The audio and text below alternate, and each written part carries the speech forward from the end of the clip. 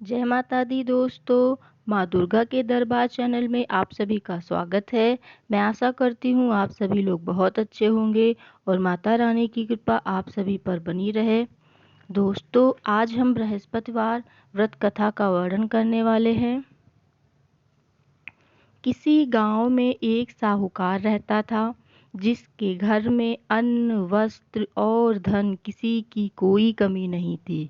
परंतु उसकी स्त्री बड़ी ही कृपण थी, किसी भिक्षार्थी को कुछ नहीं देती, सारे दिन घर के कामकाज में लगी रहती। एक समय एक साधु महात्मा बृहस्पतिवार के दिन उसके घर पर आए और भिक्षा की याचना की। स्त्री उस समय घर के आंगन को लीप रही थी। इस कारण साधु महाराज से कहने लगी कि महाराज, इस समय तुम्हें घर लीप रही हूँ, आपको कुछ नहीं दे सकती, फिर किसी अवकाश के समय आना। साधु महात्मा खाली हाथ चले गए। कुछ दिन पश्चात वही साधु महाराज आए, उसी तरह भिक्षा मांगी। साहूकारनी उस समय लड़के को खिला रही थी। कहने लगी, महाराज, मैं क्या करूं, अवकाश नहीं है, इसलिए आपको भिक्षा नहीं दे सकती। तीसरी बार महात्मा आए तो उसने उन्हें उसी तरह से टालना चाहा, परंतु महात्मा जी कहने लगे कि यदि तुमको बिल्कुल ही अवकाश हो जाए तो मुझको भिक्षा दोगी। साहूकारनी कहने लगी कि हाँ महाराज, यदि ऐसा हो जाए तो आपकी बड़ी कृपा होगी। साधु महाराज कहने लगे कि अच्छा, मैं एक उपाय बताता हूँ। तुम बृहस्पतिवार को दिन चढ़ने पर उठो और सारे घर में झाड़ू लगाकर कूड़ा एक कोने में जमा करके रख दो। घर में चौका इत्यादि मत लगाओ। फिर स्नान आदि करके घर वालों से कह दो कि वह उस दिन सब हजामत अवश्य बनाएं। रसोई बनाकर चूल्हे के पीछे रखा करो, सामने नहीं।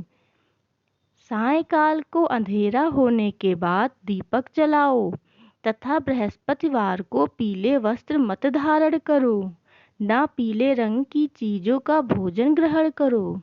यदि ऐसा करोगी तो तुमको घर का कोई काम नहीं करना पड़ेगा। साहूकारनी ने ऐसा ही किया। बृहस्पतिवार को दिन चढ़े उठी, झाड़ू लगाकर कूड़े को घर में जमा कर दिया। पुरुषों ने हजामत बनाई, भोजन बनवाकर चूल्हे के पीछे रखा। वह बृहस्पतिवारों को ऐसा ही करती रही। अब कुछ काल बाद उसके घर में खाने को दाना ना रहा। थोड़े दिनों में महात्मा फिर आए और भिक्षा मांगी, परंतु सेठानी ने कहा, महाराज, मेरे घर में खाने को अन्न नहीं है, मैं आपको क्या दे सकती हूँ।